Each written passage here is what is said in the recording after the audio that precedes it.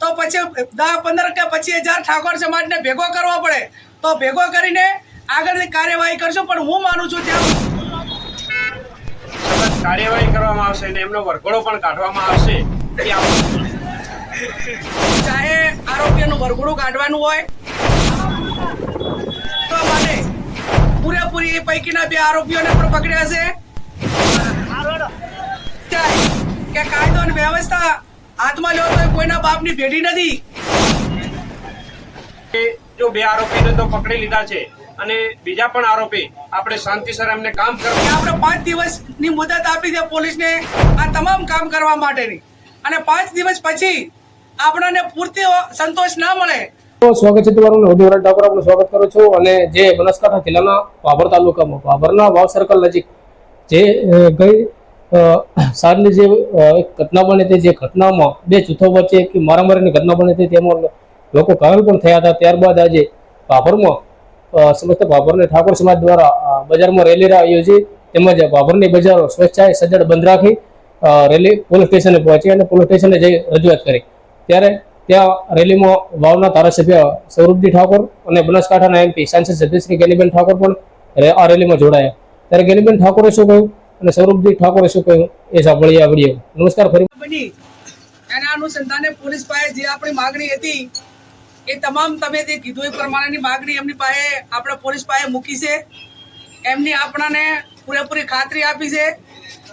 ચાહે આરોપીઓનું વરઘોડું કાઢવાનું હોય, અહીંયા દારૂના કે જે અડાઓ છે બંધ કરવા માટેની વાત હોય, દીકરીઓ ગામડામાંથી ભણવા આવે એની સુરક્ષા માટેની વાત હોય કે જે લોન કોઈ પણ ડિપાર્ટમેન્ટમાં લીધેલી હોય અને એની ઉઘરાણી નિયમ પ્રમાણે જે તે એજન્સી એ પોલીસ પાસે કરાવે એ રીતની વાત હોય। અને બીજું જે આ ગઈકાલે જે ઘટના બની એના અનુસંધાને પોલીસ પોતે કામ કરવા માટે અને આરોપીઓને પકડવા માટે પૂરેપૂરી એ પૈકીના 2 આરોપીઓને પણ પકડ્યા છે અને જે આજ સુધી કોઈ કાર્યવાહી નહીં કરી હોય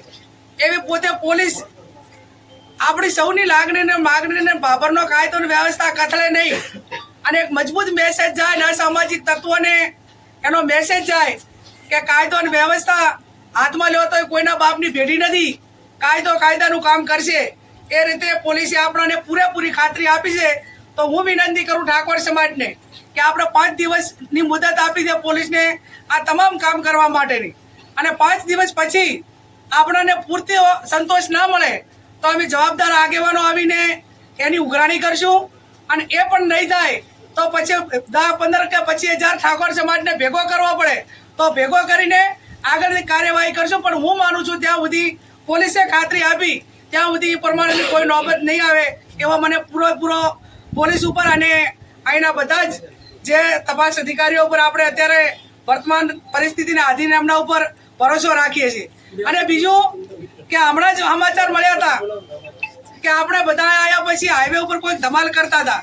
તો અત્યારે તમને બધાને હું વિનંતી કરું છું કે હવે અહીં આપણી આ વાત માગણી પૂરતી આપણે પૂરી કરાશો। હવે કોઈ કાયદો અને વ્યવસ્થા હાથમાં લીધું ન કોઈને કાંઈ નુકસાન કર્યું તો એ તમે પોતે જવાબદાર છો અને તમારી સામે કાર્યવાહી થશે એની નોંધ પણ તમે ગંભીરતાથી લેજો। એનું કારણ એટલા માટે કે આપણા નામે કરશે બીજા અને પડશે આપણા ઉપર, એટલે મહેરબાની કરીને આને તમે આ કેસને